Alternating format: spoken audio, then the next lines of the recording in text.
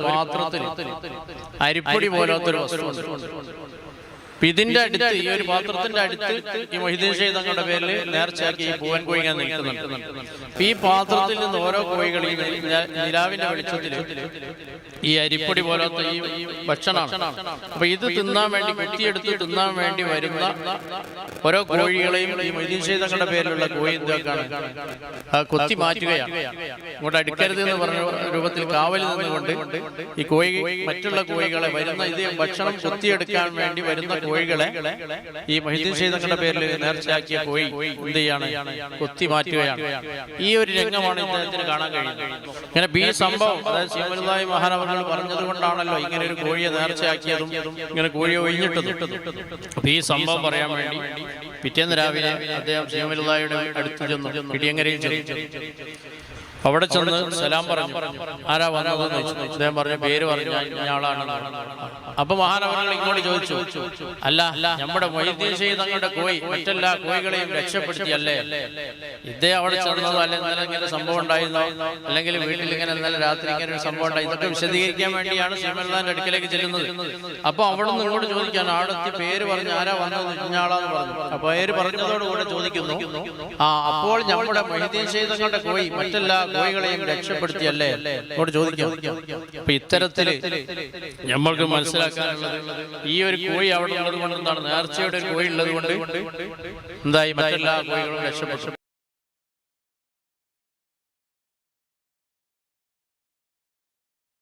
ഒരു സഹോദരന് അയൽവാസിയെ കൊണ്ട് വലിയ ബുദ്ധിമുട്ടുണ്ടായി.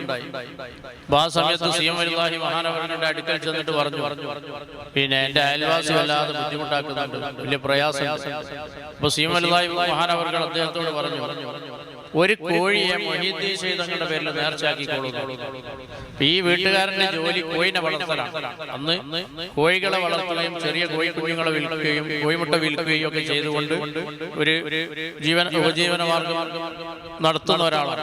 അപ്പൊ ഇദ്ദേഹത്തോടാണ് സീമലുല്ലാഹി മഹാനവർകൾ പറയുന്നത്, നിങ്ങളുടെ വീട്ടിലുള്ള വലിയ ഒരു പൂവൻ കോഴിയെ മൊഹീദ്ദീൻ ഷെയ്ഖ് തങ്ങളുടെ പേരിൽ നേർച്ചയാക്കിക്കോളൂ. പഴയ കാലത്ത് നമ്മുടെ ഒക്കെ വീടുകളിൽ ഒരു കോഴി, മൊഹീദ്ദീൻ ഷെയ്ഖ് തങ്ങളുടെ പേരിലുള്ള ഒരു കോഴി, റിഫായി ഷെയ്ഖ് തങ്ങളുടെ പേരിലുള്ള ഒരു കോഴിയൊക്കെ ഒഴിഞ്ഞിടുന്ന ഒരവസ്ഥ ഉണ്ടാവായിരുന്നു. അപ്പൊ നമുക്ക് സമയമില്ലാത്തൊരവസ്ഥയാണ്. അപ്പൊ ഇത് വലിയൊരു കാവലാണ്. പഴയ കാലത്തുള്ള മഹാന്മാരുടെ ഒരു നിർദ്ദേശമായിരുന്നു ഇതൊക്കെ. ഒരു കോഴിയെ വീട്ടിൽ ഒഴിഞ്ഞിട്ടാൽ ഒരുപാട് പ്രയാസങ്ങൾ തീരാനും വലിയ വലിയ വിപത്തുകൾ നീങ്ങിപ്പോകാൻ അറിയുന്നില്ല. അങ്ങനെ അദ്ദേഹം ഒരു വെളിച്ചവുമായി, വിളക്കുമായി നേരെ വന്നു കോഴിക്കോടിന്റെ അടുത്ത് വന്നു. അപ്പൊ ആ സമയത്ത് ഏതാണ്ട് കുറഞ്ഞ നിലാവുള്ള ദിവസമാണ്. അപ്പൊ ഇദ്ദേഹത്തിന്റെ ഈ കോഴിക്കോടിന്റെ അടുത്ത് വന്നപ്പോ കോഴികളുടെ ശബ്ദം ഇങ്ങനെ കേൾക്കുന്നതാണ് ഇദ്ദേഹത്തിന്. ഓരോ കോഴികൾ ഇങ്ങനെ ശബ്ദം ഇടുന്നു, ഇടയ്ക്കിടയ്ക്ക് കോഴികളുടെ ശബ്ദം. അപ്പൊ ഇദ്ദേഹം നേരെ ഈ വീട്ടിൽ ഈ കോഴിക്കോടിന്റെ അടുത്ത് വന്ന് കോഴിക്കോട് തുറന്നു നോക്കുന്ന സമയത്ത് ഒരു പാത്രത്തിൽ അരിപ്പൊടി പോലത്തൊരു വസ്തു. ഇതിന്റെ അടുത്ത്, ഈ ഒരു പാത്രത്തിന്റെ അടുത്ത് ഈ മൊഹീദ്ദീൻ ഷെയ്ഖ് തങ്ങളുടെ പേരിൽ നേർച്ചയാക്കി ഈ പൂവൻ കോഴി ഞാൻ നിൽക്കുന്നുണ്ട്. ഈ പാത്രത്തിൽ നിന്ന് ഓരോ കോഴികളെയും നിലാവിന്റെ വെളിച്ചത്തിൽ ഈ അരിപ്പൊടി പോലത്തെ ഈ ഭക്ഷണമാണ്. അപ്പൊ ഇത് തിന്നാൻ വേണ്ടി, കുത്തിയെടുത്ത് തിന്നാൻ വേണ്ടി വരുന്ന ഓരോ കോഴികളെയും ഈ മൊഹീദ്ദീൻ ഷെയ്ഖ് തങ്ങളുടെ പേരിലുള്ള കോഴി എന്തൊക്കെയാണ് കൊത്തി മാറ്റുകയാണ്. ഇങ്ങോട്ട് അടുക്കരുത് എന്ന് പറഞ്ഞ രൂപത്തിൽ കാവൽ നിന്നുകൊണ്ട് ഈ കോഴി മറ്റുള്ള കോഴികളെ വരുന്ന ഇത് ഭക്ഷണം കൊത്തിയെടുക്കാൻ വേണ്ടി വരുന്ന കോഴികളെ ഈ മൊഹീദ്ദീൻ ഷെയ്ഖ് തങ്ങളുടെ പേരിൽ നേർച്ചയാക്കിയ കോഴി എന്ത് ചെയ്യാണ്, കൊത്തി മാറ്റുകയാണ്. ഈ ഒരു രംഗമാണ് ഇദ്ദേഹത്തിന് കാണാൻ കഴിയുന്നത്. അപ്പൊ ഇദ്ദേഹം ഇങ്ങനെ ചിന്തിച്ചു. അപ്പൊ ഈ ഒരു പാത്രം നോക്കുമ്പോൾ അദ്ദേഹത്തിന് പരിചയമില്ലാത്തൊരു പാത്രമാണ്. സാധാരണ അദ്ദേഹത്തിന് കോഴികൾക്ക് ഭക്ഷണം കൊടുക്കുന്ന പാത്രമൊന്നും അല്ല, ഒരു പുതിയ പാത്രം. ഈ ഒരു പാത്രത്തിൽ എന്തോ ഒരു അരിപ്പൊടി പോലത്തെ ഒരു വസ്തു ഉണ്ട്. അത് കൊത്തിയെടുക്കാൻ വേണ്ടി ഓരോ കോഴികൾ വരുന്നു. അതിന്റെ അടുത്ത് മൊഹീദ്ദീൻ ഷെയ്ഖ് തങ്ങളുടെ കോഴി ഇങ്ങനെ കാവൽ നിൽക്കുന്നതായിട്ടാണ് ഇദ്ദേഹത്തിന് കണ്ടത്. അപ്പൊ അദ്ദേഹം നേരെ അദ്ദേഹത്തിന്റെ കയ്യിലുള്ള വെളിച്ചം ഇങ്ങനെ കാണിച്ചിട്ട് ആ പാത്രം എടുത്തു കോഴിക്കോട്ടിലേക്ക് കൈയിട്ട് പാത്രം എടുത്തു മാറ്റി നോക്കുമ്പോൾ ഇദ്ദേഹത്തിന്റെ പാത്രം, ഇദ്ദേഹത്തിന്റെ വീട്ടിലുള്ള പാത്രമൊന്നുമല്ല, ഇതാരോ കൊണ്ടുവന്ന് വെച്ചൊരു പാത്രമാണ്.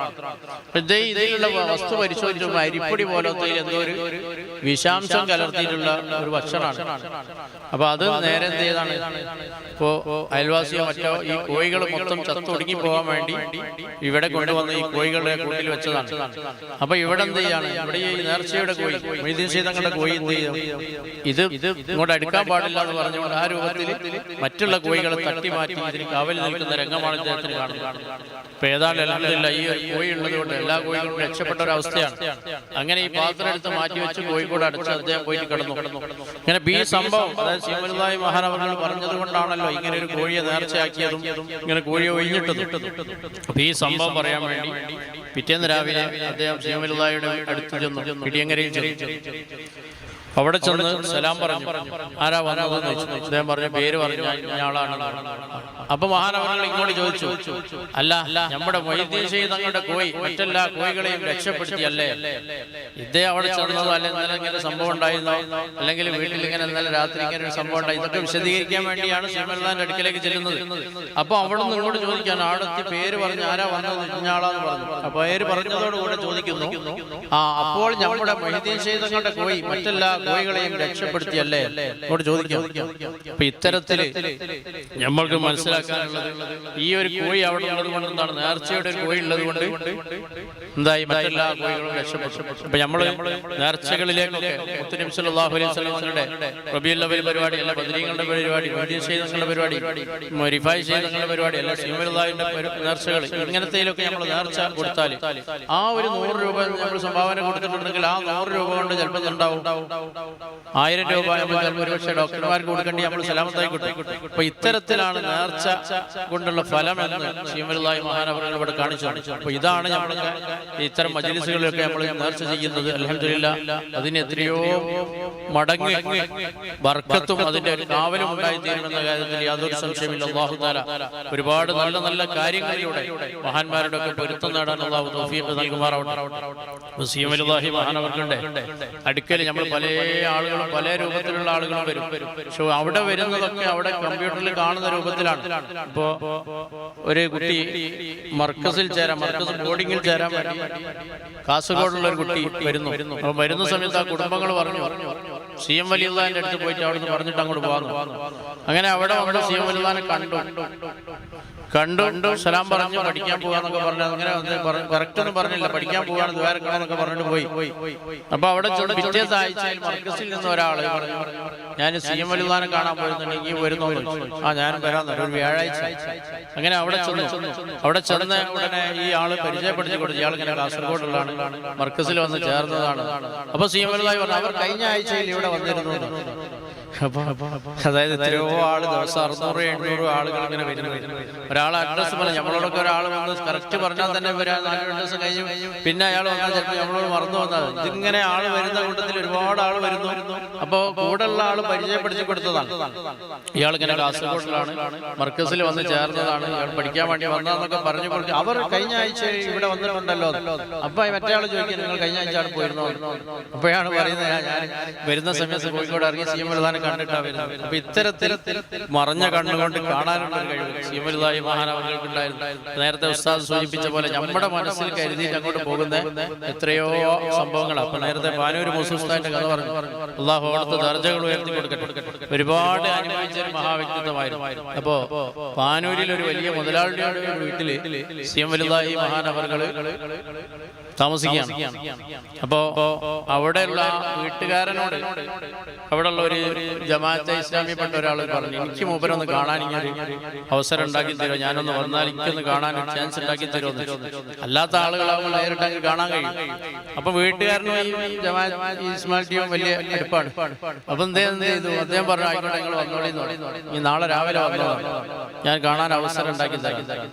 അപ്പൊ അന്ന് രാത്രി നേരെ പുലർന്ന പാട് പാനൂര് മൂസ ഉസ്താദിനെ വിളിച്ചു സി എം വലിയുള്ളാഹി പറഞ്ഞു നമുക്ക് ഇവിടെ നിന്ന് പെട്ടെന്ന് പോകണം, ഇയാള് ശരിയില്ല, ഇയാള് ഈ ജമാഅത്തെ ഇസ്ലാമിയായിട്ട് ബന്ധമുള്ള ആളാണ്, അവർക്ക് ഇങ്ങനെ കാണിച്ചു കൊടുക്കാന്നൊക്കെ ഏറ്റിട്ടുണ്ട്. അപ്പൊ അതുകൊണ്ട് നമ്മൾ ഇവിടെ നിന്നാൽ ശരിയല്ല, ഇവിടെ നിന്ന് എത്രയും പെട്ടെന്ന് പോകണം.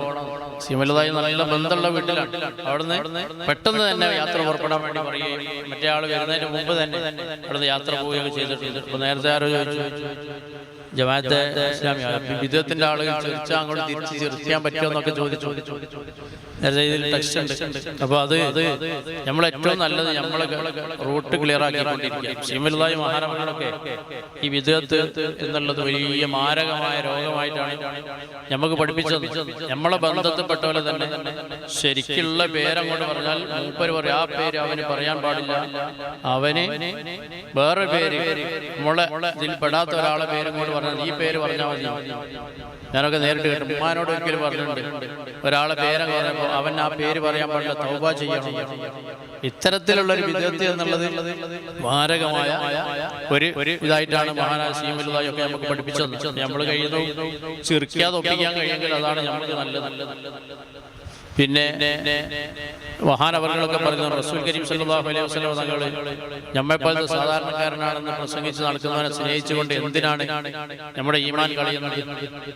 അതല്ലെങ്കിൽ നബി സല്ലല്ലാഹു അലൈഹി വസല്ലം തങ്ങളുടെ മാതാപിതാക്കളൊന്നും ഇസ്ലാമിൽപ്പെട്ടവനല്ല എന്ന് പറഞ്ഞിട്ട് പ്രസംഗിച്ച് നടക്കുന്നവനെ സ്നേഹിച്ചുകൊണ്ട് എന്തിനാണ് നമ്മുടെ ഈമാൻ കളയുന്നത് എന്നായിരുന്നു മഹാനവറുകൾ ചോദിക്കാറുണ്ടായിരുന്നു. അപ്പൊ നമ്മൾ കഴിയുന്ന നമ്മളെ റൂട്ട് ക്ലിയർ ആക്കിക്കൊണ്ട് ഇത്തരം വിധത്തിന്റെ ആളുകളുമായി ബന്ധപ്പെടാതെ ജീവിക്കാൻ കഴിയുകയാണെങ്കിൽ അതാണ് നമ്മുടെ നല്ലത് എന്ന് സന്ദർഭമായി ഓർമ്മപ്പെടുത്തുക. അല്ലാഹു തആല അതുപോലെ ഹക്കായി മനസ്സിലാക്കി ജീവിക്കാൻ അല്ലാഹു തൗഫീഖ് നൽകുമാറാവട്ടെ.